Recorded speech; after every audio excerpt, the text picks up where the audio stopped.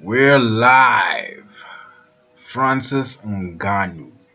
He's calling out everybody. He's calling out Brock Lesnar. Apparently, allegedly, there's a possibility that since Brock's WWE contract is coming to an end, Brock might switch over to the UFC one last time for one last show. And obviously, people want that payday. Who wouldn't? It's a decent match for Francis, assuming he can get his jiu-jitsu up in the time between the fight and now. We'll see. But another proposition that I've heard recently from the Joe Rogan Experience was Anthony Joshua versus Francis Ngannou.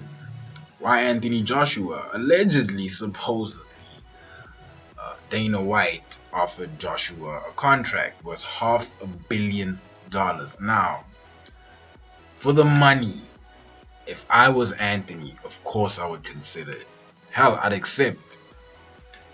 Problem is, his style of fighting, when translated to MMA, is sort of effective, especially since he's a heavyweight. With heavyweights, there's a little less technique, because you can power through certain things. The thing is, I don't think he's going to have a great time in MMA. Why? There's more skills he has to learn. He has to learn how to grapple. He has to learn how to defend against takedowns. He has to learn how to clinch, Muay Thai clinch. He has to learn how to kick. He has to learn how to defend against every single thing I just mentioned right now. So, I don't see that happening.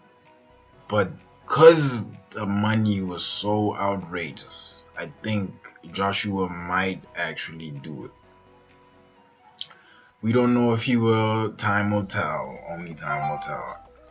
But what was strange is the proposition that Joe Rogan gave. Francis Ngannou versus Anthony Joshua. That I understand from a hype perspective, but that's a bad fight for Francis, man. He's just not that experienced with his hands like that.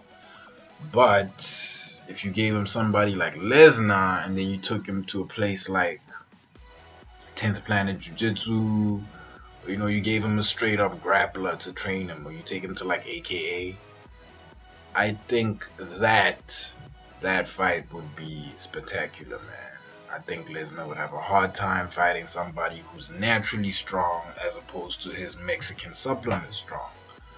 I think that that fight could be one of the biggest, if not the biggest, in UFC history. I mean, Francis Ngannou's hype hasn't died, despite the fact that he lost against Stipe Miocic.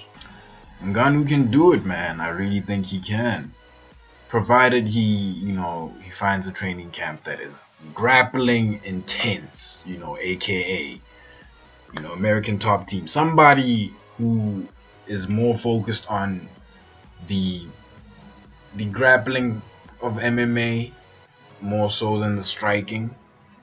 I think you could do it, but that's a hell of a test for Ngannou, man. And for Lesnar, we all saw what strikers did to him. We saw what Alistair Overeem did to him. We saw what Kane did to him. We saw that there's certain things that you can't outmuscle, and that's technique.